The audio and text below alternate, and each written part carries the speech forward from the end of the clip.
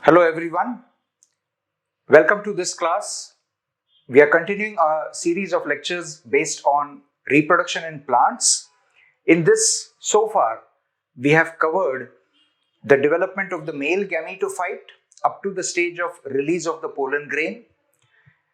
On the other hand, we have also covered development of the female gametophyte till it has reached a 7-celled 8-nucleate stage. In the 7-celled 8-nucleate stage, we have a female gamete. In the male gametophyte, in the pollen grain, we have a germ cell which is going to become the male gametes. Now we need to see how the male gametes can be brought close to the female gamete so that they can undergo fertilization to produce a single diploid 2N zygote, which can then develop into a new embryo, and the ovule can become a seed and the ovary can become a fruit, and the reproduction process can be completed. So, to understand this, we need to understand the means of transfer, the mechanism by which the pollen grain will be transferred from the anther to the stigma. This process of transfer of pollen grain we refer to as pollination. Pollination, the transfer of pollen grain, can be mediated by a variety of different agents. Pollen grain in flowering plants cannot fly on its own and reach the stigma. It does not have any means of its own locomotion. अपने आप वो उड़कर या चलकर या तैरकर stigma तक नहीं जा सकते. उनको ले जाना पड़ता है. It needs to be carried by some other agent. So a variety of different agents, a variety of different other entities, अलग-अलग किस्म के दूसरे प्लेयर्स इसमें हिस्सा लेंगे और पोलन का ट्रांसफर करवा लेंगे. ये कौन कौन से प्लेयर्स हैं? Who are the different, what are the different entities? Which are all these different, let's say, players, actors in this show who will carry out this transfer of pollen? Let's try to have a look at this. Broadly, we find that there are two main categories या दो main type के अलग अलग agents pollination में role play करते हैं. एक है जो कि लिविंग ऑर्गेनिजम्स है, जैसे कि बीज मधुमक्खियां, बटरफ्लाईज तितली, बर्ड्स पंछी, so many. So bees, butterflies, birds, bats, even sometimes some serpents, snakes, lizards, many different living organisms are found to carry out the process of transfer of pollen. They help in pollination. So ये living organisms हैं. ये ऐसा क्यों करते हैं? ये इसलिए नहीं करते कि pollination होकर हमको अच्छे फल मिले. ये इसलिए करते हैं क्योंकि वो फ्लावर से कुछ अपना न्यूट्रिशन, अपना कुछ खाना लेने जाते हैं. एंड उसी प्रोसेस में while trying to get their own nutrition or trying to get their energy food, some pollen rubs to their body, उनकी बदन पे चिपक जाता है. एंड वो जब दूसरे फ्लावर को विजिट करेंगे ऐसे ही खाने की तलाश में, तो बदन को चिपका हुआ पोलन स्टिग्मा को चिपक जाएगा, because stigma is opened up and it has a sticky surface, so pollen will get attached to the stigma. इस तरीके से उनके आने जाने से, अलग अलग फ्लावर्स को रिपीटेडली विजिट करने से एक जगह का पोलन दूसरी जगह तक कैरी किया जा सकता है. कभी कभी उसी फ्लावर में भी थोड़ा सा उनके आगे पीछे हिलने की वजह से थोड़ा सा पोलन एंथर को चिपक के स्टिग्मा को भी चिपक सकता है. कभी कभी दूसरे फ्लावर्स में भी जा सकता है. सो ये एक हो गया लिविंग ऑर्गेनिजम्स का रोल. बट इसके अलावा some other physical non-living agents are also found to play a role, जिसमें है wind है, water है, and so on. So broadly we can look at two main categories, the living and the non-living, जिनको हम कहेंगे abiotic. So let's write this as agents for pollination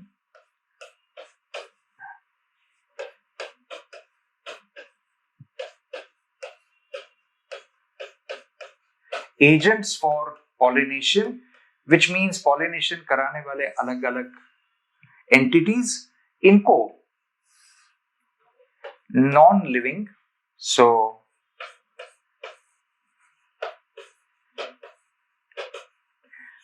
a better word, a more technically correct word, a more scientific word for this is abiotic.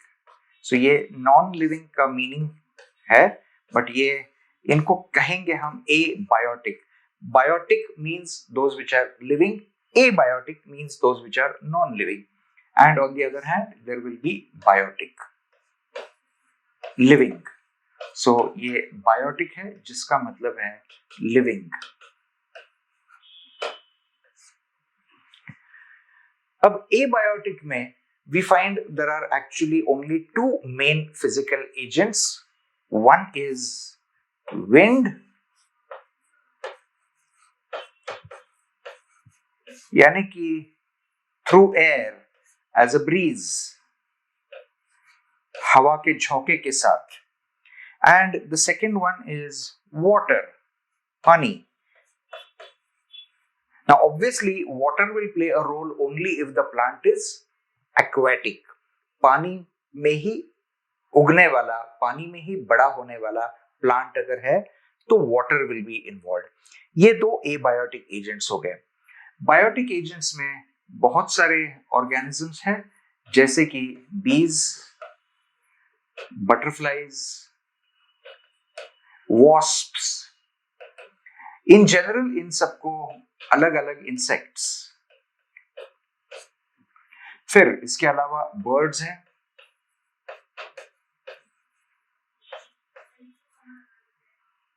इसको birds हैं. फिर इसके अलावा bats है और बहुत बाकी भी है. सो अलग अलग other living agents, but mainly ज्यादातर bees and butterflies are the commonest. Out of all the pollination that is happening by animals, we could say that nearly 90% is by bees, butterflies and other insects. बाकी सब मिलके बहुत कम contribution है. So इनका सबसे बड़ा role है. अब इन सब के pollination के लिए कुछ अलग अलग terms है. जैसे wind pollination है तो anemophily, water pollination है तो hydrophily, any of the animals तो zoophily, insects तो entomophily, birds तो ornithophily and so on. So ये सारे terms मैं आपको जो notes दे रहा हूं उसमें लिखे हुए होंगे and what it means वो याद जरूर कर लेना. अब ये अलग अलग जो agents है, इनसे अगर pollination होना है तो flower में इस टाइप के पॉलिनेशन को सूट करने के लिए, टू मेक इट इजी, कुछ चेंजेस करना जरूरी है. जैसे कि अगर बीज या बटरफ्लाइज ने पॉलिनेशन करना है तो the flower has to be attractive, it has to be having nice petals, so that bees and butterflies will pay attention to the flower. उनका ध्यान उस फ्लावर की तरफ जाएगा और वो फ्लावर की तरफ आ जाएंगे. एंड वो सिर्फ शो के लिए नहीं आएंगे, सिर्फ कलरफुल पेटल्स है इसलिए नहीं आएंगे, उनको उस फ्लावर से कुछ खाना मिलना चाहिए. So they need to get their nectar. Nectar is their food. And what is nectar? तो it is a collection of a little bit of juice, a little bit of sugary substance at the base of the petal. वहां से उनको अपना खाना मिल रहा है, उसके लिए वो वहां पे विजिट करने वाले. तो ये इन टाइप के फ्लावर्स जहां पे पॉलिनेशन बाय बीज या बटरफ्लाइज होना है, उसमें अच्छे नेक्टर की ग्लैंड्स डेवलप होना, उनके पॉलिनेशन के लिए, उनको अट्रैक्ट करने के लिए अच्छे कलर्स या फ्रेग्रेंस, कुछ खुशबू आना, ये जरूरी है. विंड से पॉलिनेशन होना है तो कलर की कोई कीमत नहीं है, क्योंकि wind is not going to be bothered कि वो फ्लावर का कलर रेड है कि ब्लू है. सो यहाँ के मॉडिफिकेशंस कुछ अलग रहेंगे. सो इन सारी अलग अलग पॉलिनेटिंग एजेंट्स के लिए किस टाइप के अलग अलग मॉडिफिकेशंस जरूरी हो जाते हैं, ये हमें देखना है. वो हम जरूर देखेंगे. बट साथ ही साथ एक और बात भी देखनी है कि इन सब पॉलिनेशन टाइप्स में एक और इंपॉर्टेंट बात नोट करना है कि pollen is male gametophyte which is producing male gametes. The embryo sac is the female gametophyte inside which there is female gamete. ये दोनों एक ही फ्लावर का हिस्सा है या कहीं और का पोलन सेम स्पीशीज में लेकिन दूसरे प्लांट पे डिपॉजिट हो रहा है? क्योंकि अगर वो एक ही फ्लावर का या एक ही पौधे के अलग दो फ्लावर्स का हिस्सा होंगे तो जेनेटिकली इनमें कोई डिफरेंस नहीं आएगा. मेल गैमीट के क्रोमोसोम्स और फीमेल गैमीट के क्रोमोसोम्स दोनों एक ही टाइप के रहेंगे. And so that will be something like self pollination. On the other hand, कहीं दूसरे पौधे के दो अलग पौधों में अगर पॉलिनेशन हो रहा है, mail gametes, male gametophyte and male gametes are from one plant, individual plant, and female gametophyte and female gametes are from a genetically different but of the same species plant, then you are getting some cross pollination taking place. So इसमें basically दो main types है, self pollination और cross pollination. So ये भी बात को हमको आगे चल के समझना है, क्योंकि इसमें से सेल्फ पॉलिनेशन के कुछ एडवांटेजेस है लेकिन कुछ डिसएडवांटेजेस भी है. क्रॉस पॉलिनेशन के भी काफी सारे एडवांटेजेस है लेकिन थोड़े से डिसएडवांटेजेस भी है. तो दोनों के एडवांटेज डिसएडवांटेज भी हमको कंसिडर करने हैं और कंपेयर करने हैं. तो यहाँ पे हमने एक ओवरव्यू लिया है कि पॉलिनेशन के लिए किस टाइप के एजेंट्स ओवरऑल इन्वॉल्व होते हैं. अब हम इसमें से एक एक एजेंट के लिए क्या क्या मॉडिफिकेशन जरूरी है वो देखते जाएंगे.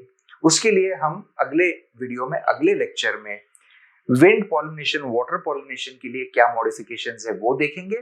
और उसके बाद वाले दूसरे थर्ड वीडियो में उसके बाद हम बीज, बटरफ्लाइज, बर्ड्स वगैरह अलग अलग पॉलिनेटर्स के लिए कौन कौन से अलग मॉडिफिकेशन जरूरी है वो भी देखते जाएंगे. सो ये वाला एक short video to take an overview of the different agents of pollination ये हमने कर लिया. यहाँ पे ये वीडियो स्टॉप करेंगे और अगले वीडियो में एक एक इंडिविजुअल पॉलिनेटिंग एजेंट के लिए क्या क्या मॉडिफिकेशंस हो जाएंगे वो देखते जाएंगे. Thank you for listening to the class, to the lecture. जय हिंद. Hello everyone. इसके पहले की कुछ क्लासेस में हमने ये देखा है कि मेल गैमेटोफाइट कैसे डेवलप हो गया, फीमेल गैमेटोफाइट कैसे डेवलप हो गया. सो फ्लावर के अंदर सेक्सुअल रिप्रोडक्शन के पर्पस के लिए ये दो अलग टाइप के गैमेटोफाइट्स कैसे डेवलप हो गए. अब हमको ये देखना है कि मेल गैमेटोफाइट यानी कि पोलन ग्रेन ट्रांसफर होना है फीमेल गैमेटोफाइट की तरफ, जिसको हम कहते हैं पॉलिनेशन. पॉलिनेशन को कराने के लिए कौन कौन से अलग अलग एजेंट्स इसमें रोल प्ले कर सकते हैं, what are the different agents of pollination, ये एक बात देखनी है. एंड साथ साथ पॉलिनेशन के मेन टाइप्स क्या है ये भी हमको देखना है. इस पर्टिकुलर वीडियो में हम अलग अलग टाइप्स ऑफ पॉलिनेशन देख लेंगे. When we talk of types of pollination, हम मेनली ये कंसिडर कर रहे हैं कि ये जो पोलन और पोलन ट्रांसफर हो रहा है वो जेनेटिकली सिमिलर फीमेल गैमीट के साथ फ्यूजन करने के लिए ट्रांसफर हो रहा है या जेनेटिकली डिफरेंट गैमीट के साथ फ्यूजन के लिए ट्रांसफर हो रहा है. So in other words, genetically same type के दोनों मेल और फीमेल साइड्स होते हैं तो उसको हम सेल्फ पॉलिनेशन कहेंगे. And male and female gametophytes and so the male and female gametes also, when they are from two genetically different parents or different parent plants, तो इनके बीच के pollination को हम कहेंगे cross pollination. So two main types of pollination that we come across in nature we can call on one side self pollination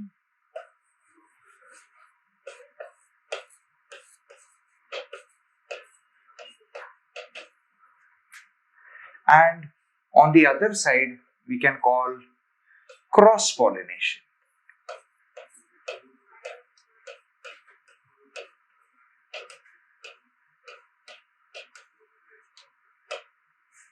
सो एक है self pollination, एक है क्रॉस पॉलिनेशन. और इनमें मेन डिफरेंस क्या है? सेल्फ पॉलिनेशन में male gametophyte with male gametes and female gametophyte with female gamete, ये दोनों जेनेटिकली आइडेंटिकल सोर्स से, आइडेंटिकल प्लांट से अगर है तो that is self pollination. Genetically male gametophyte और उसके अंदर के मेल गैमीट्स और फीमेल गैमीटोफाइट और उसके अंदर का फीमेल गैमीट, ये अगर नॉट आइडेंटिकल है, जेनेटिकली डिफरेंट सोर्सेस से है, from two genetically different plants, if they are coming, then that is called cross pollination. ये मेन पॉइंट आपको याद रखना है। अब इसके लिए कुछ टेक्निकल वर्ड्स भी है, जैसे cross pollination can sometimes be called as xenogamy and so on. So ये कुछ टर्म्स जो है, what the technical term is and what it means, इसको नोट्स में मैं आपको लिख के दूंगा, बट समझने के लिए पहले याद रखिए ये दो मेन टाइप्स है, सेल्फ पॉलिनेशन और क्रॉस पॉलिनेशन। अब सेल्फ पॉलिनेशन में there are further types. So for example, suppose if we have a plant in which, of course, ये कुछ leaves हैं इसके, और ये अलग अलग leaves वगैरह में कहीं पे flowers आ रहे हैं, so ये अलग अलग flowers बन गए हैं। Suppose यहाँ पे कुछ flowers है, यहाँ पे कुछ flowers है। अब इसमें एक फ्लावर को अगर हम कंसिडर करेंगे, कोई भी एक flower, calyx, corolla, androecium with anthers, and gynoecium with its carpels and stigma-style ovary. अब ये बाइसेक्सुअल फ्लावर अगर है तो इसमें मेल गैमीटोफाइट यानी कि पोलन ग्रेन डेवलप होगा, यहाँ इसके अंदर फीमेल गैमीटोफाइट यानी कि एम्ब्रियो सैक डेवलप होगा। इनके बीच में with in the same flower अगर पॉलिनेशन हो रहा है, if pollen is getting transferred to the stigma of the same flower, be very careful, हम क्या कह रहे हैं, same flower, उसी flower के अंदर, तो then obviously ये एक ही इंडिविजुअल प्लांट से है, तो इसके जीन्स और इसके जीन्स बिल्कुल अलग नहीं होंगे, सेम रहेंगे, सो जेनेटिकली आइडेंटिकल होगा। इतना ही नहीं बल्कि फ्लावर भी सेम है, तो this kind of pollination then is called as autogamy. So let's write that word over here. इसको क्लियर कर देते हैं, इसको हम डिलीट करेंगे and let's call that as autogamy. So one type within this is autogamy. Auto means own या self. So within the same flower, if pollination is taking place, that is autogamy.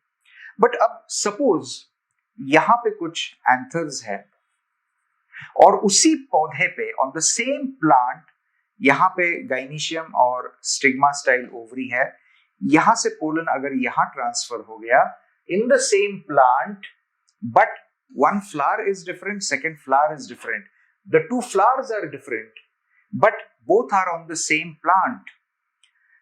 अब plant के genes यहां भी same रहेंगे, यहां भी same रहेंगे, so although they are different plants, genetically तो बात एक ही है, they are identical parents, so this also is self pollination। तो ऑटोगैमी जो कि एक ही फ्लावर में है, और ये वाला प्रोसेस जिसमें दो अलग फ्लावर्स है पर प्लांट सेम है, उसके लिए हमको कुछ नया टर्म इंट्रोड्यूस करना पड़ेगा। So we introduce a term called geitonogamy, GEITONOGAMY, geitonogamy. Geiton means neighbour, so neighbouring flower on the same plant, यहां पे पॉलिनेशन हो रहा है तो ये कहलाएगा geitonogamy. So this is how we have got both autogamy and geitonogamy, दोनों में जेनेटिकली सेम है, कोई नया जेनेटिक रिकॉम्बिनेशन नहीं होने वाला, तो इस टाइप के पॉलिनेशन को हम कहेंगे सेल्फ पॉलिनेशन। अब cross pollination across the flower, across to a different genetically different plant, ऐसे अगर हो रहा है तो इसमें भी we will find there can be some further types. तो सपोज उसी स्पीशीज के but genetically slightly different plant पे अगर पॉलिनेशन हो रहा है, यानी कि जैसे फॉर एग्जांपल एक पी प्लांट है जिसमें व्हाइट फ्लावर्स प्रोड्यूस है, दूसरा एक पी प्लांट है अलग, जिसमें वायलेट फ्लावर्स है। तो ये जेनेटिकली दो अलग प्लांट्स है, इसके जीन्स थोड़े अलग है, उसके जीन्स अलग है। इसमें अगर यहाँ का पोलन वहां के स्टिग्मा पे चला गया तो this will be a definite cross pollination. इस टाइप के पॉलिनेशन को सेम स्पीशीज में लेकिन अलग टाइप के वैरायटी पे या अलग टाइप के इंडिविजुअल प्लांट पे genetically different plants of the same species, if pollination is taking place between them, this is called as xenogamy.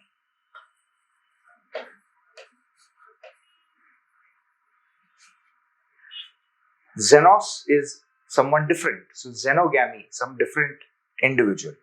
But ऐसा भी हो सकता है कि कभी कभी कुछ प्लांट्स जो थोड़े से अलग स्पीशीज के हैं, they are a little different from each other, they don't belong to the same species, but they are very closely related species. So कभी कभी ऐसे closely related species में भी क्रॉस पॉलिनेशन हो सकता है, यहाँ का पोलन वहां पे, and it may be leading to successful new seedlings, seeds and seedlings also. It can happen. This is not very common, but this can happen sometimes. So ऐसे अगर है तो then that would be not just xenogamy, but it involves a different species altogether. So that would be inter-specific hybridization. मतलब in between two different species, inter-specific. Yeah, ये specific word है वो, it is referring to the different species. So inter-specific hybridization. Yeah, hybrids. Any cross parents are the offspring are referred to as hybrids. So ये एक और तरीका हो जाएगा.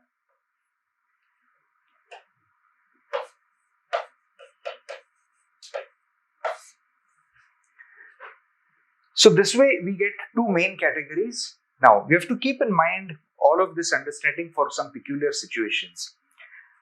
Autogamy काफी common है. बहुत सारे छोटे फूलों में जब तक वो फ्लावर ओपन हो जाए, खिल जाए, तब तक उसी एंथर और स्टिग्मा में पॉलिनेशन हो भी जाता है.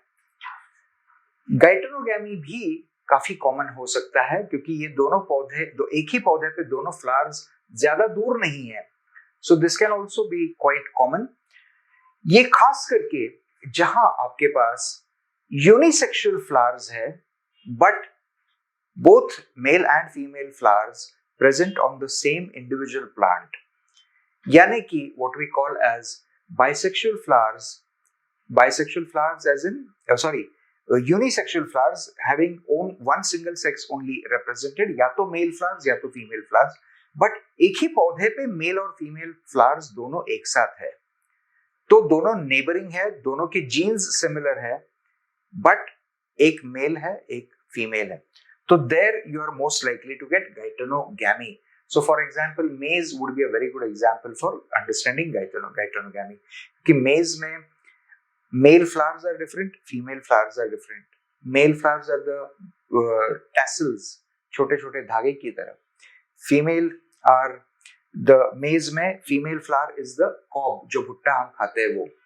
तो ये दोनों अलग है, इनके बीच में pollination हो गया तो वो gaetenogamy it will be called as. Xenogamy, on the other hand, we said is a totally unrelated different plant, but of the same species. अभी इनमें कोई genetic similarity नहीं है, तो then that will be xenogamy. And sometimes, as we said, rarely you can get a form of pollination involving two different species. थोड़ा उनमें फर्क है, थोड़े अलग टाइप के हैं, but इनके बीच में hybridization यानी कि deliberately आप इनको fertilize करवाओ तो ये हो सकता है. So ये हुआ एक basic overview of the main types of pollination. In the next class we will see other things related to pollination such as the agents of pollination and so on. We stop this video over here. Thank you very much for listening patiently to the lecture and Jai Hind. Welcome everyone. In our continuation of the discussion of the topic of pollination, we will now have a look at the different abiotic agents of pollination. हमने अब तक ये देखा हुआ है कि pollination के दो main types हैं, self pollination and cross pollination. Within that we have seen further subtypes जैसे कि autogamy, geitonogamy and xenogamy and so on. साथ साथ हमने ये भी देखा है कि पॉलिनेशन कराने के लिए जो अलग अलग एजेंट्स है उसमें कुछ नॉन लिविंग है, कुछ लिविंग है। नॉन लिविंग एजेंट्स या एबायोटिक एजेंट्स में एक है विंड, दूसरा है water.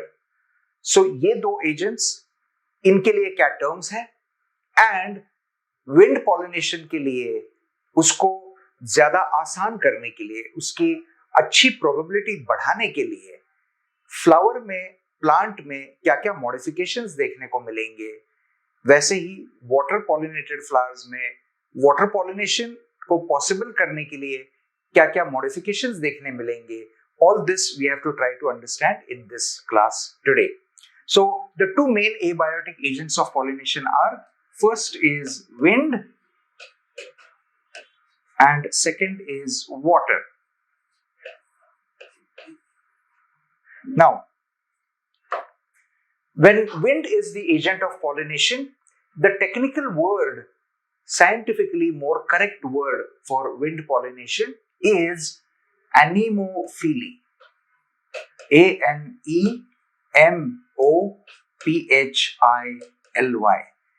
The word anemos means wind या air. So where air or breeze or wind is bringing about the pollination, that is anemophily. Water on the other hand is hydro. So when water is the pollinating agent, we call that as hydrophily. Hydrophily. Hydrophily. अब water as a pollinator is not going to be a pollinating agent for all aquatic plants. Aquatic plants या hydrophytes, पानी में grow करने वाले plants, इनमें सबके लिए water will not necessarily be the agent of pollination. So for example, let's take the example of lotus. पानी में, पानी के सरफेस पे लोटस की लीव्स होती है और उसकी ये लीफ स्टॉक और ये, और somewhere down you have underground stem, यहां से इसकी ये अलग अलग लीव्स और लीफ स्टॉक्स निकली है और इसी में कहीं पे आपको एक लोटस का फ्लावर आने वाला है। अब पानी की लेवल तो यहां तक है, लोटस का फ्लावर उसके लेवल के ऊपर आने वाला है। सो पानी यहां से कूद कर यहां जाके पॉलिनेशन तो नहीं कर सकता। सो ऑब्वियसली इसके पॉलिनेशन के लिए कोई बीज या बटरफ्लाइज ही आपको जरूरी है। सो ये butterflies and bees are known to visit the lotus flower like this. Also if you talk of some floating aquatic plant जैसे कि वाटर हाइसिंथ, इकोर्निया, ये पानी के ऊपर फ्लोट हो रहा है ऐसे, और उसकी रूट्स यहाँ सबमर्ज्ड है under the water and it is floating. अब इसको जो फूल आएंगे वो भी इसके ऊपर आएंगे। So water can not be involved in this pollination also.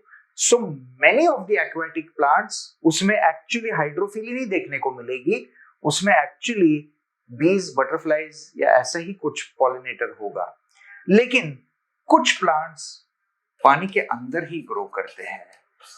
अब यहाँ पे कोई चांस नहीं है कि कोई बी या बटरफ्लाई उसके पानी के अंदर जाके स्विमिंग करके पॉलिनेशन कराएगा, तो यहाँ पे definitely water is the agent. And so these are more of the hydrophily examples. ऊपर से what we find is hydrophily में भी दो मेन टाइप्स हैं। One is what we call as epihydrophily. एपीहाइड्रोफिली,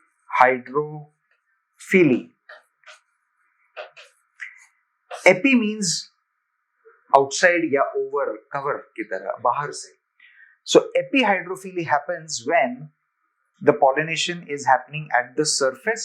Flowers are at the surface of water, not like the lotus flower above the surface. ऐसे flower के surface water के surface के ऊपर भी नहीं है, नीचे अंदर भी नहीं है, बट एट द सरफेस है। ऐसे कुछ प्लांट्स होते हैं एंड कुछ प्लांट्स ऑफ कोर्स ऐसे होते जिसमें अब ये सब अंदर ही है। So male flowers, female flowers etcetera, all everything under water. तो यहाँ पे you will need hypohydrophily below the surface of water, यहाँ पे you need epihydrophily at the surface of water. So ये हो गया एपीहाइड्रोफिली का एग्जाम्पल, ये हो गया हाइपोहाइड्रोफिली का एग्जाम्पल।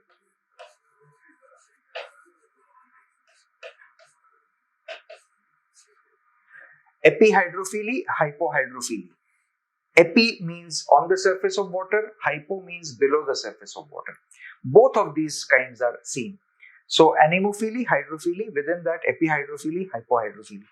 ये हो गया मेन एबायोटिक एजेंट्स का listing.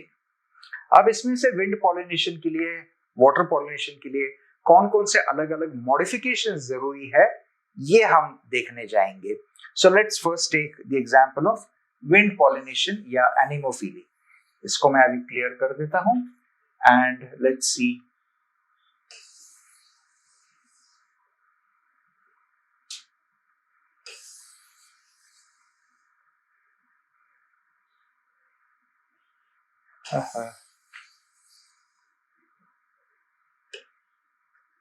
Yeah. Now let's see the modifications for anemophily. So let's call this wind pollination.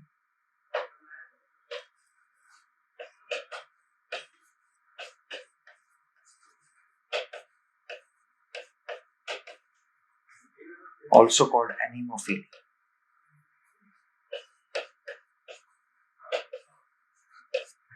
Wind pollination या एनीमोफिली के लिए क्या क्या जरूरी है? सबसे पहले तो we will expect here small flowers which we will generally refer to as inconspicuous flowers, inconspicuous, inconspicuous flowers. Conspicuous means जो एकदम नजर में आ जाए, inconspicuous जो आसानी से नजर में नहीं आएगा. So in other words, they are not very attractive, they are not very beautiful, we are not very much interested in studying these flowers for their beauty. We are not, because उसमें ज्यादा कुछ beautiful है ही नहीं. क्यों? क्योंकि wind थोड़ी देखने वाला है कि whether the flower is having red petals या blue petals. Wind तो जब चलेगा उसमें कोई flower के fragrance या appearance से wind को कुछ लेना देना नहीं है. So the plant doesn't have to spend too much energy in making a beautiful flower with beautiful colors if wind is going to pollinate. So एक है small flowers, inconspicuous flowers. But at the same time you will often have numerous flowers. बहुत सारे flowers भी होंगे and बहुत सारे pollen भी होंगे. So let's write that also. Often numerous flowers, बहुत सारे flowers, numerous flowers with lots of pollen. Pollen grain थोड़ा ज्यादा ही होगा. क्यों pollen grain ज्यादा जरूरी है? क्योंकि probability of a pollen grain being carried by wind from the stamen to the anther is very difficult. To the gynoecium, to the stigma is very difficult. So this will be a little, to increase the probability you need lots of pollen grain. Now the pollen grain is generally small. So small, inconspicuous, again not very prominent. Conspicuous means prominent. So here inconspicuous pollen grains. Another important thing we will notice is that there is no fragrance. Flowers are not showy. Showy यानी beautiful to look at. ऐसे नहीं है. Flowers are not showy and there is no fragrance. क्योंकि wind को फर्क नहीं पड़ने वाला कि flowers को खुशबू है कि नहीं है. So they are not very beautiful, not very showy petals. ऐसे एकदम खिले खिले से बहुत सारे अलग अलग रंगों के रंग बिरंगी ऐसे petals नहीं मिलेंगे.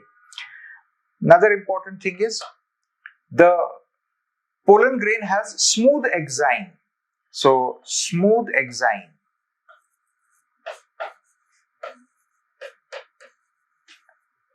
Smooth exine will decrease wind friction या turbulence and will be successful in carrying the pollen a little more easily. ये कुछ फ्लावर्स में चेंजेस देख रहे हैं, लेकिन स्पेसिफिकली एंड्रोशियम, गाइनीशियम, पोलन, इनकी भी कुछ चेंजेस देख लेंगे. So let's find, we generally find anthers are situated on long filaments. So very long and slender filaments, and this arrangement together with the fact that there is only a single point of attachment, यानी कि ये अगर filament of the stamen है और ये anther है, तो यहाँ पे एक single point of attachment होगा. That kind of a thing is called as versatile anther. So where wind is the pollinator, versatile anther is very, very common. Okay. Now, we are running out of space, so we'll just quickly orally talk of some more points. No fragrance, not very sticky, and so on. So ये हुए pollination के लिए कुछ modifications male side पे, लेकिन female side पे, which means stigma style वगैरह, वहां पर भी कुछ modifications जरूरी है. So we find that you often get over here feathery stigma या fibrous stigma, बहुत सारे धागों वाला. So think of, imagine मकई का भुट्टा. You see all this hair coming out. ये bracts है और इसके अंदर मकई के दाने हैं. These are actually seeds and fruits. तो इसके pollination के लिए यहाँ पे pollen land होने के लिए long silky stigma, long styles, these are important. So long styles पे जब anthers आ जाते हैं ऐसे, तो those are called versatile anthers. साथ साथ feathery stigma and feathery as in बहुत सारे बालों वाला feathery stigma is also one important feature. So stigma या styles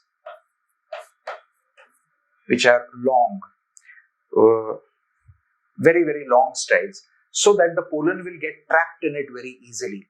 You can, feathery stigma का मतलब है ऐसा है और इसको ऐसे ऐसे ऐसे filaments आ गए हैं, तो because of which इसमें pollen कहीं पे अटक जाने का chance always high रहेगा. So that's what we mean by feathery stigma.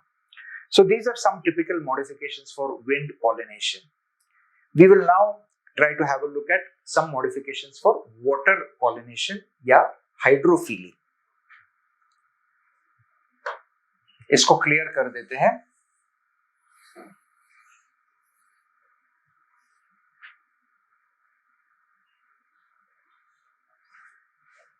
Now let's go for hydrophily.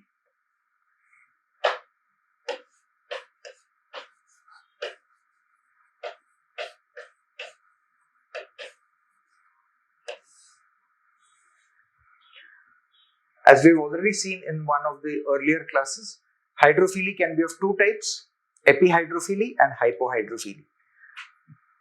Typical example of epihydrophily. Epihydrophily. And typical example of hypohydrophily. ये दोनों हम देखेंगे. Epihydrophily is at the water surface, and one good example of this kind of a phenomenon is a plant called Vallisneria.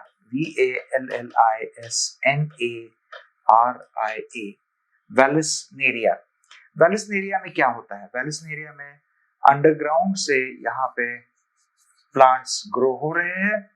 इस पे कहीं पे आपको male flowers नजर आएंगे और कहीं पे फीमेल फ्लावर भी नजर आएगा. Female flower has coiled stock. उसकी जो डंडी है, पेडिसल, वो कॉइल्ड है. आपको यहाँ दिख रहा है, घूम घूम के आ गई है. Just to show it different मैंने रेड कलर यूज किया है, but we will use a better colour actually. Let's do something, इसको हम ऐसा करते हैं, इसको कैंसिल करते हैं, नया बनाएंगे। सो ये वाटर सरफेस है, वाटर रेड क्यों बनाते हैं, चलो वाटर को ब्लू बना लेते हैं। सो ये वाटर सरफेस है। अब इस वाटर सरफेस में ये अपना प्लांट है,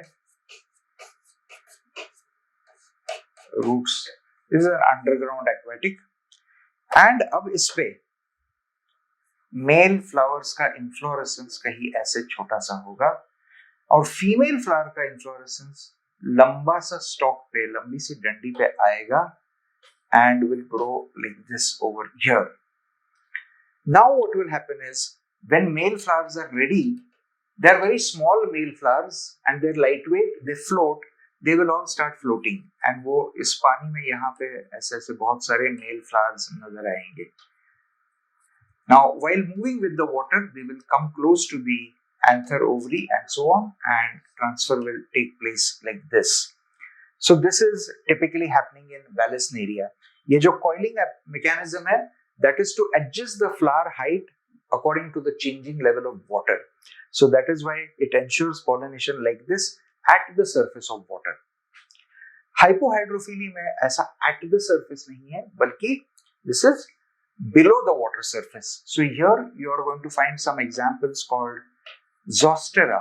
Zostera is the name of a genus of plants in the oceans, some algae over there, उसका नाम है Zostera. यहाँ पर भी similar, but then it need not be only at the surface, it could be anywhere in between. So to modify or to suit all this requirement, ये suppose inflorescence है, तो a passing water current should be able to embed the pollen into this, उसमें चिपकाना जरूरी है। तो इसके लिए what we find is pollen often come as needle shaped pollen, एकदम शार्प, कभी कभी वो रिबन फॉर्मेट में मॉडिफाई हो जाता है। ऑफ कोर्स ये इसका मतलब ये नहीं कि ऐसी लंबी रिबन है, it's just very small, but for a cell which is so small, even a 1 centimetre ribbon makes sense, it's going to allow it to access food. So इस तरीके से हाइड्रोफिली के लिए एपीहाइड्रोफिली और हाइपोहाइड्रोफिली, और इसमें कुछ अलग अलग एग्जांपल्स हमने देख लिए। Zostera is typically a grassy plant in the sea. कुछ पॉइंट्स कॉमन है सबके लिए। वाटर में जितने भी प्लांट्स है, एक्वेटिक प्लांट्स, इन सब में there is an outer covering which is made up of mucilage. Mucilage खुद अपने आप थोड़ा सा भीग सकता है, लेकिन पानी को अंदर नहीं जाने देगा। So this way plants are maintained without any osmotic pressures or without any significant changes to their behavior. Osmosis से बहुत सारा पानी अंदर आ रहा है, ऐसे नहीं होगा। तो they are generally unwettable. So इनका surface जो है वो mucilage की वजह से उसको बाहर के पानी को बाहर रखने के हिसाब से किया गया है। So that also is an important modification for hydrophily in general. अब इसके पोलन को फ्लोट करके ऊपर यहाँ आना है, मेल फ्लावर से यहाँ पे ट्रांसफर होना है, या जोस्टेरा की तरह कहीं पे विद इन द वाटर होना है। So what we find is then again this depends on the density of the pollen grain, which depends on how closely packed the food material such as starch grains वगैरह जो है, इनको कितना ज्यादा pack किया है या थोड़ा लूज रखा है, इसके बेसिस पे हमको ये थोड़ा सा फर्क इसमें दिखता है। Lightweight, lighter than water pollen is found in the epihydrophily, and hypohydrophily में ऐसा कोई fixed rule नहीं है। इन सब में pollen को facilitate करने के लिए, as we said, needle shaped pollen, कभी ऐसा ribbon like, all these are the mechanisms used. Now, with this we have had a basic discussion of the different agents of pollination, such as wind and water. अब इनमें क्या advantages है, क्या disadvantages है वगैरह, वो हम थोड़ा आगे देख लेंगे when we actually carry out a comparison of the two types of pollination. But यहाँ पे we stop this particular discussion. Again, I would repeat, any questions, feel free to write a WhatsApp message and ask. And here we stop for the day, for this particular lecture. Thank you. Jai Hind.